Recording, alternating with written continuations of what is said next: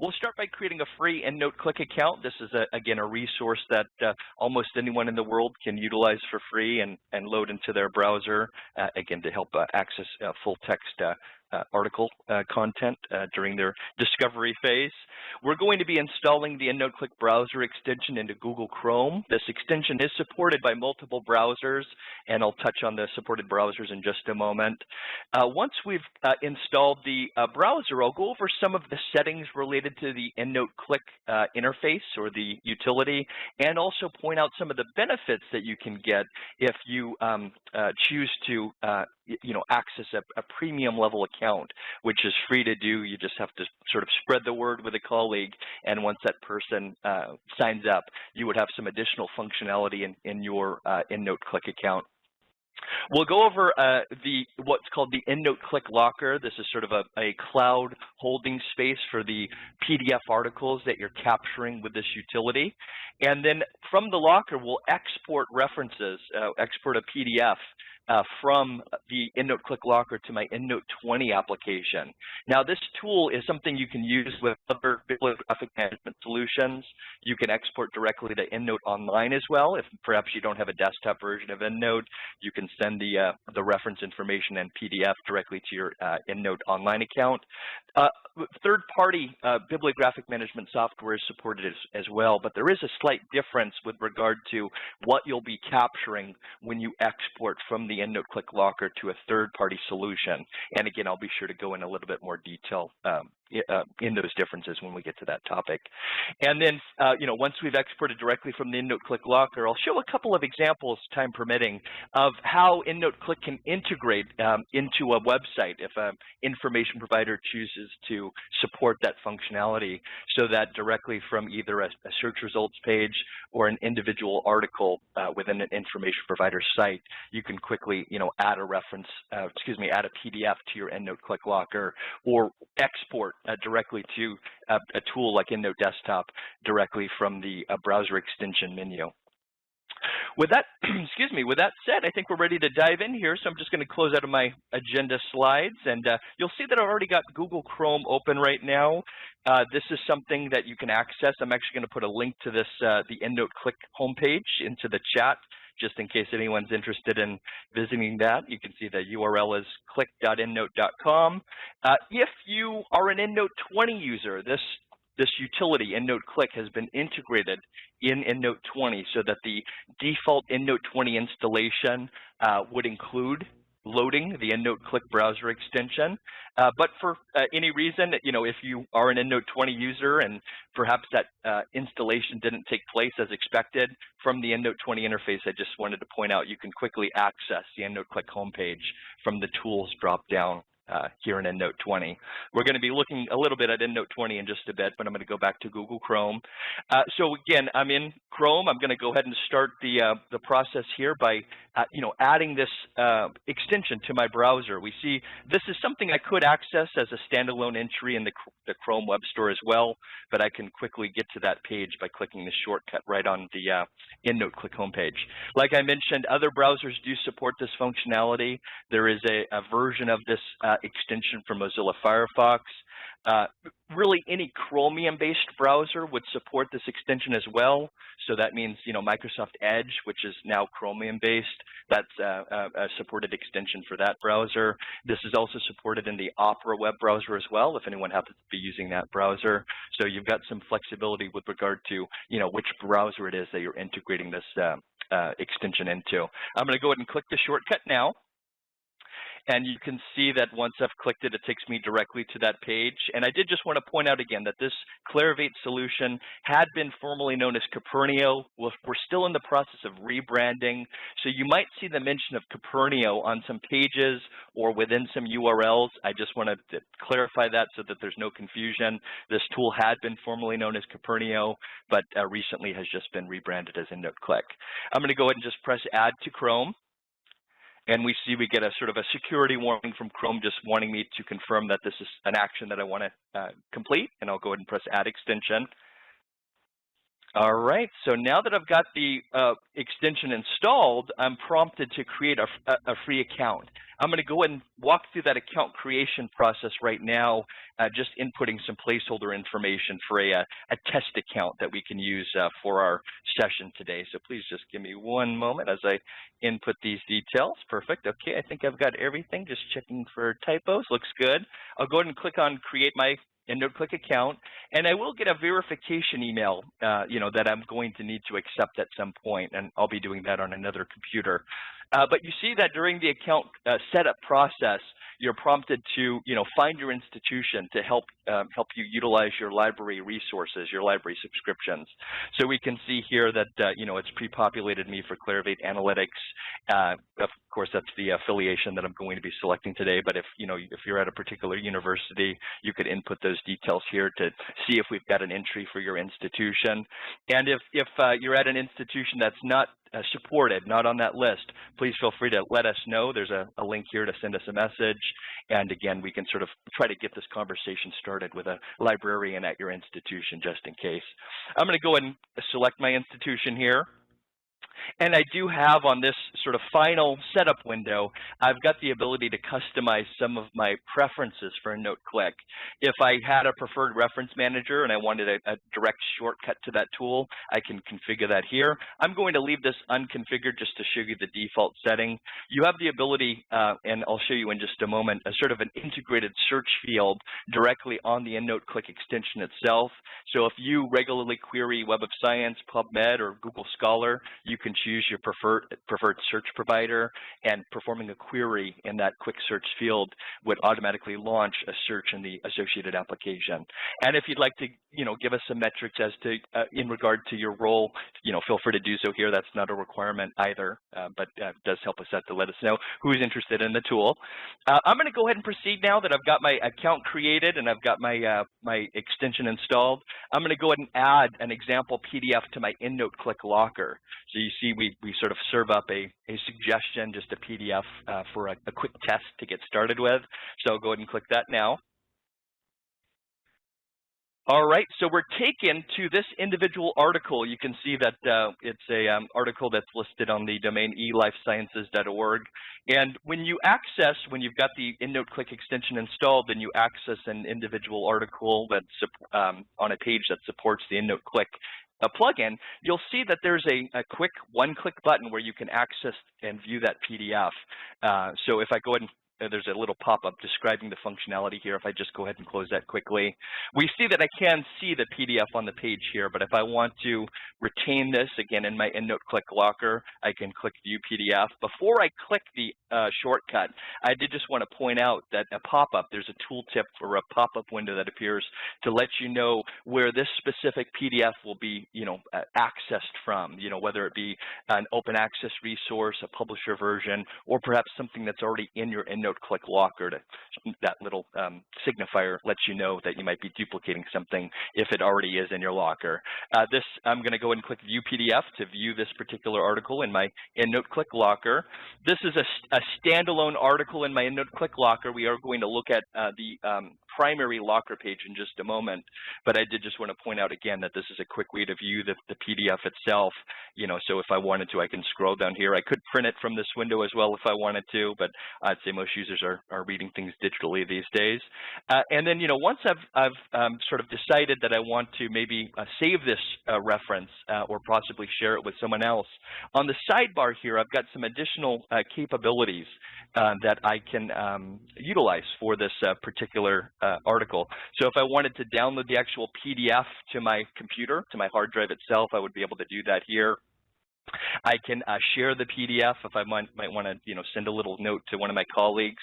I can actually send a direct link to the article itself with my colleagues here. If I wanted to export this reference itself, like I mentioned, to whether it be EndNote, Mendeley or Zotero, and other third-party bibliographic management tool, I would be able to do that with the export button here that I've just initiated. We're actually going to perform the export in just a moment.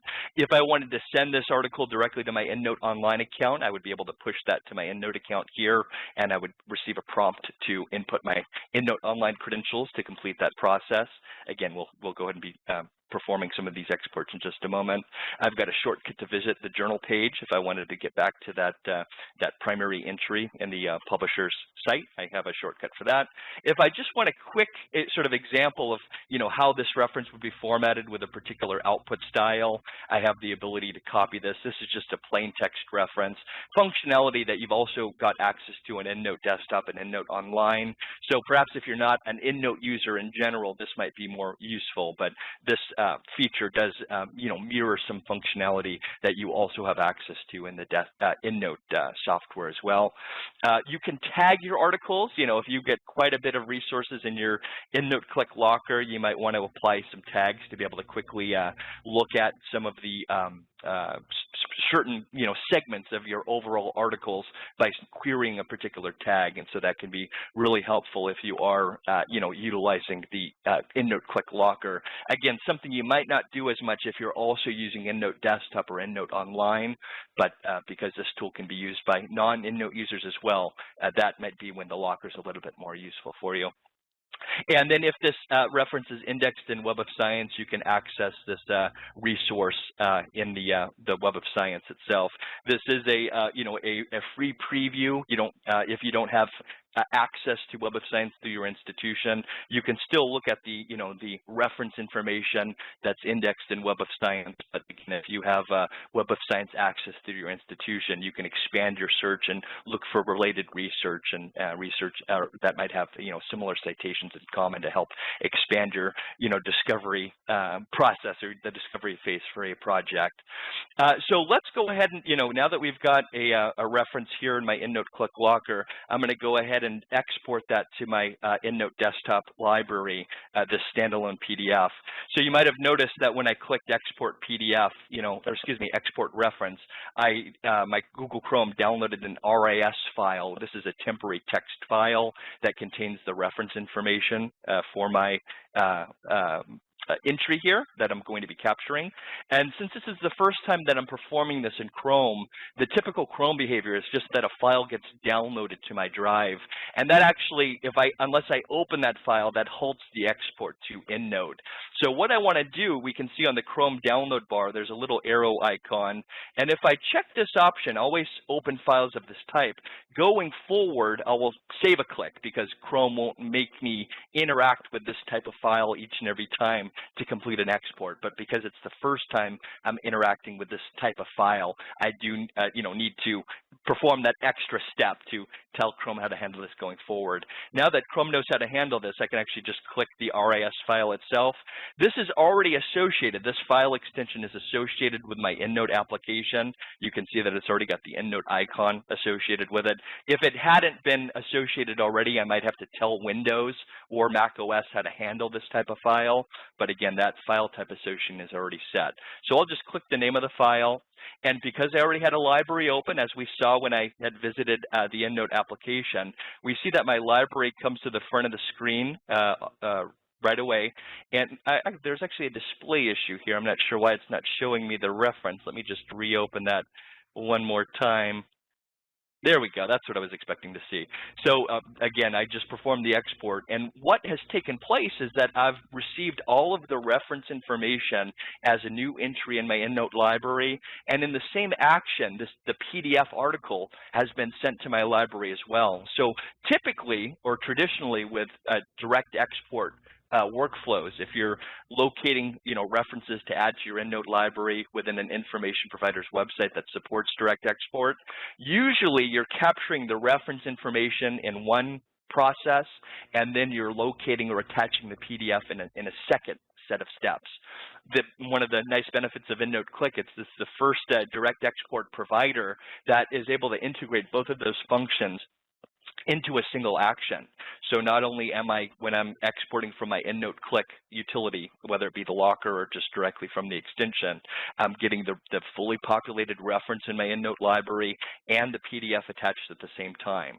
So just to recap what we captured here in my EndNote 20 library. I'm going to go back to Google Chrome just to quickly show you while we're on this page here. I did just want to walk through the export to or the push to the EndNote Online account.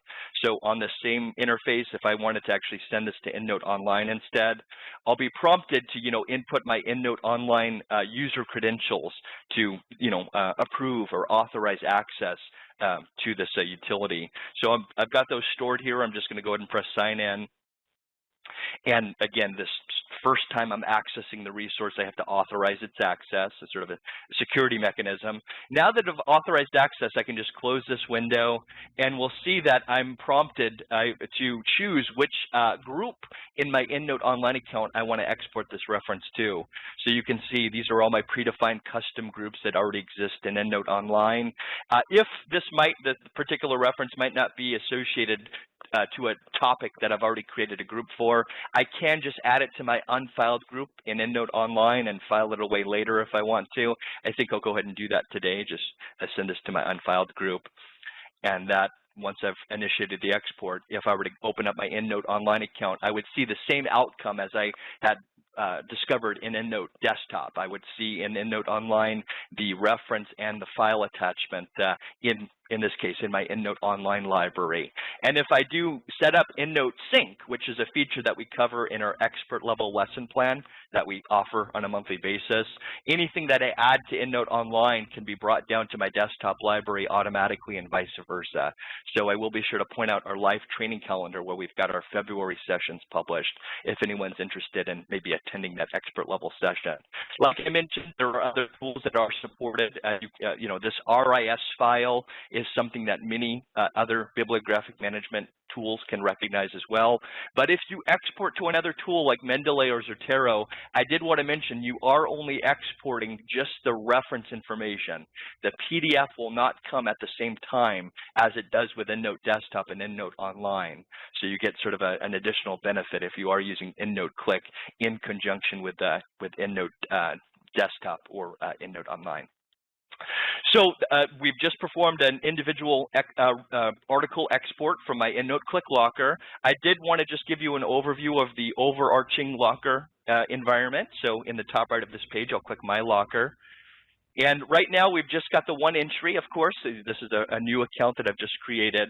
But if I did have, multiple PDFs, each one would be represented by a little thumbnail icon here or a little preview icon.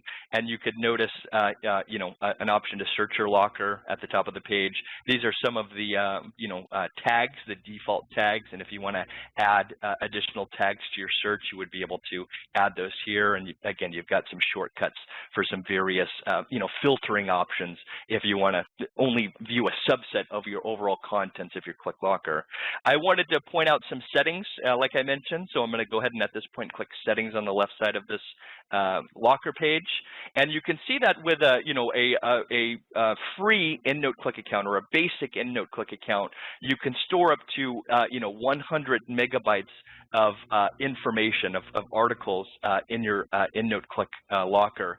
If you would like to refer a colleague or a friend to EndNote Click so that they can utilize and benefit from this resource as well, you can do so. It's very easy to do. There's a unique referral URL that you can share with someone else. And if you choose to do so and that person signs up for EndNote Click, you'll receive 2 gigabytes of locker storage space in your EndNote Click locker.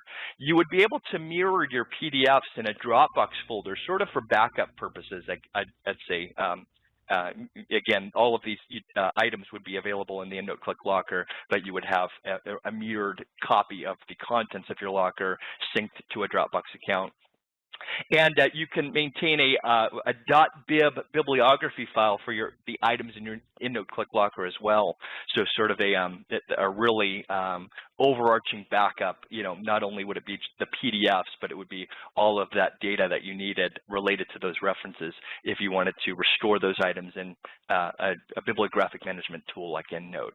So again, this is free to access an EndNote Click premium account. It's just that you have to share the service with at least one colleague, and that person just has to sign up for the tool for you to receive that benefit.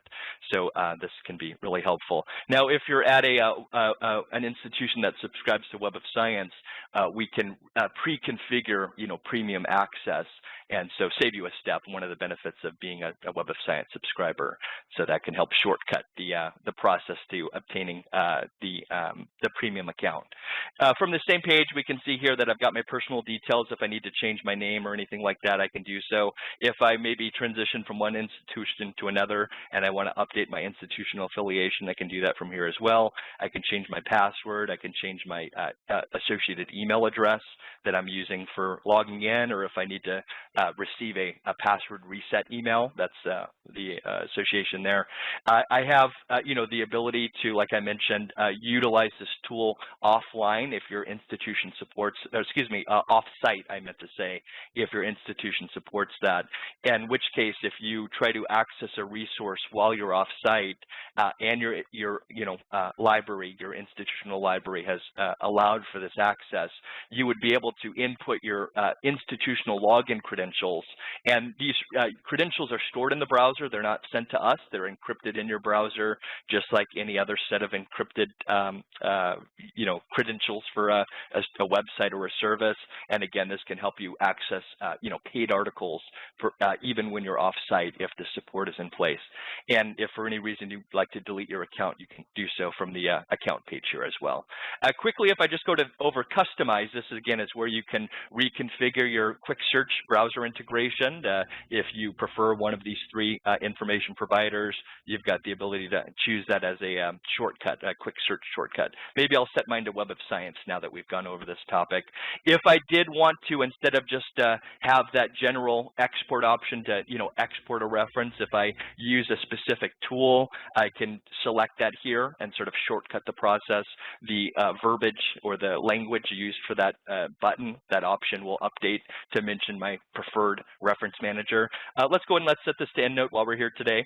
And if I did ever want to revoke that connection to EndNote Online, I can do so here. That would break the link. And if I ever want to export to EndNote Online again, I would have to go through that authorization process. That ability to see a preview, a plain text preview of a reference from the individual entry page or the locker page itself. If I want to change the style that I've applied to that option here, I have the ability to set that to something else if I wanted to. You can see that I've just changed my preferred citation style to be JAMA. And if I am an EndNote Click premium user, which I'm not as of yet, because again, this is a free account that I've just created, I would be able to configure or set up my Dropbox customization here directly from the Customize page. So that was a quick overview of the EndNote Click settings. We took a look at the locker itself, and we exported a individual reference from the locker. I did want to show you now how EndNote Click can integrate itself into various websites. It actually supports integration in over 20,000 scholarly sites. And I'd like to just go ahead and open up. Let's start with. We'll go ahead and start with Web of Science. I think this would be a good example. We'll go ahead and take a look at classic Web of Science here.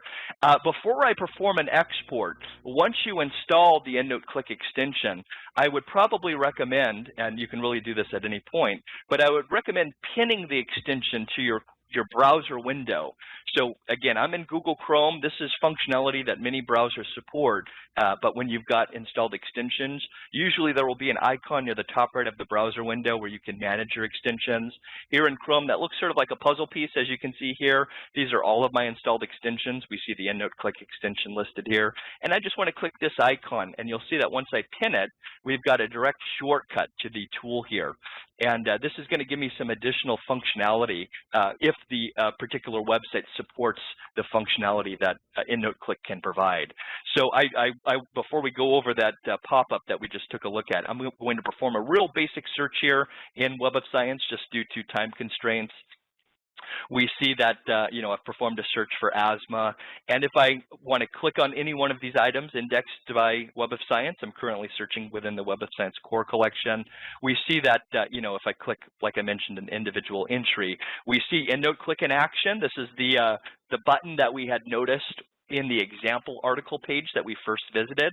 We can see here that EndNote Click has found this for me. It looks like this is an open access article, so I didn't have to utilize any institutional affiliation for this.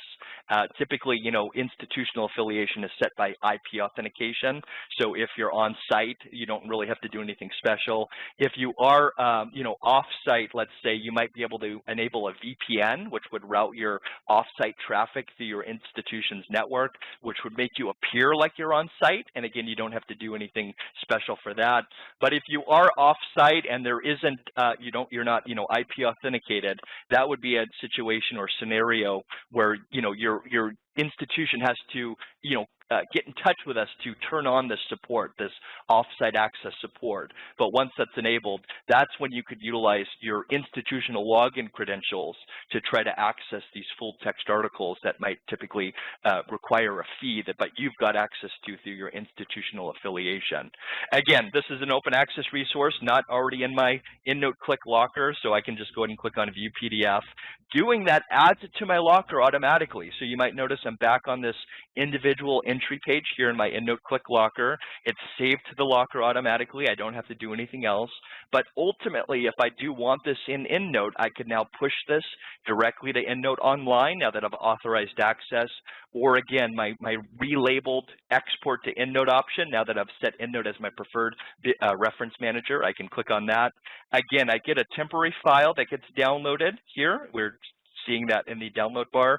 Because I've told Chrome how to handle this file, I didn't have to click anything else. We can see that EndNote 20 has just come to the front of the screen for me here. We see my new reference and the associated file attachment that's been added to my library automatically. So this really can be a great time saver, especially through this discovery phase as you're trying to locate research that you'd be interested in possibly utilizing in a research project of your own. Now, like I mentioned, some sites they can vary in terms of what they support in regard to EndNote Click functionality. So certain sites might integrate EndNote Click on the article level. As you've noticed here in Web of Science, I clicked on an individual entry, and that's when EndNote Click was activated to try to locate the article. But other providers can actually implement EndNote Click right into a search results page. And I do see that we're just about at time. I think we're going to go over maybe 5 or 10 minutes depending on the questions. But if you do need to drop, feel free to do so. And again, I'll be sending the class recording link, and you can review the rest of the session at your convenience with that link. But again, if you have another 5 or 10 minutes, I think we'll be wrapping up in not too long. But I did just want to point out, if I were to navigate to pubmed.gov, this will take me to the longer redirect URL. Pubmed.gov supports EndNote Click as well. And if I do, just due to time constraints, the simple search here, we can see that PubMed has integrated or allows integration of EndNote Click directly in the search results page.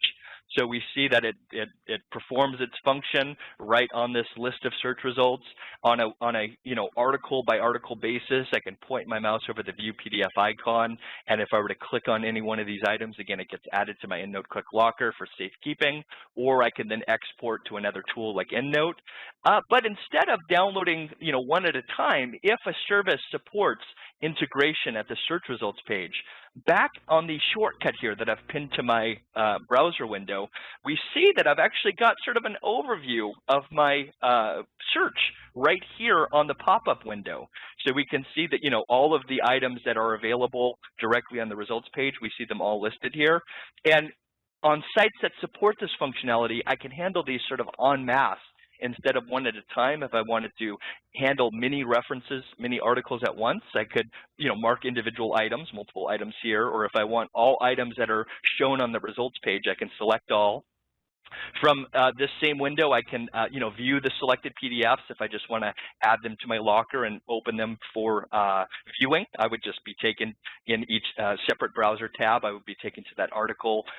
Those items would be saved to my locker. I would be able to export them from there if I'd like on a article by article basis. If I just wanted to download these PDFs for whatever reason, this would happen sort of or occur externally from the EndNote Click locker. But if I wanted just the PDF file files themselves, I would be able to do so with the download link here. And if I want to export multiple references at once, I'm able to do this, again, en masse with this option here. I wanted to mention that if you are a Mozilla Firefox user, there's an issue right now with the file type associations or file handling functions in Mozilla Firefox. So this function isn't active at this time in Mozilla Firefox, but here in Google Chrome, you'll be able to see that in action. I'm going to export all of these references now to my EndNote 20 library, but there's a sort of a safety mechanism built into Google Chrome that makes you sort of provide, a response when you're going to manage a file, going to open a file. You have to tell the browser that that's an okay action to take place. This is, again, a sort of a safety mechanism for the user.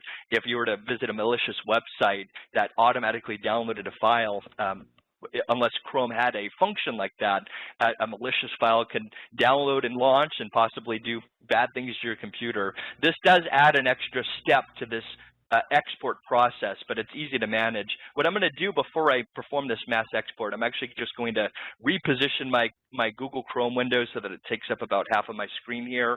You've got the snap into place functionality in Windows 10. If you drag a window to one of the top corners of your screen, you can get it to quickly take up half of the screen, as we see here. And now that I've got this in position, I can go ahead and from my Google Chrome browser window, click that shortcut once more. I'll mark these references, these articles that I want to capture, and if I go ahead and export these selected references, we'll see this start to take place. I've got a lot of files downloading here. This is the prompt that I mentioned. You have to tell the browser that this is an okay file to open automatically. So I'm just going to go and say yes. I'm going to see this prompt for each reference, but if I position my windows as such, I don't have to worry about transitioning back or switching back from one window to another. I can just click yes. I do have to click it a couple times depending on how many articles I'm exporting. But you might have noticed that as I was speaking, I was able to capture multiple references. So this library that started out as completely empty at the start of our session, I've already got 13 references in it, and each one of my entries here now has a full text article linked automatically. So this can be a real great time saver. And of course, once you begin to start adding references to your EndNote library, whether it be desktop or online, you can utilize our Cite While You Write add-in for Microsoft Word to, manage your in-text citations or your footnotes or EndNote references, and have EndNote develop a bibliography for you automatically according to the formatting guidelines that you're required to apply to your research project.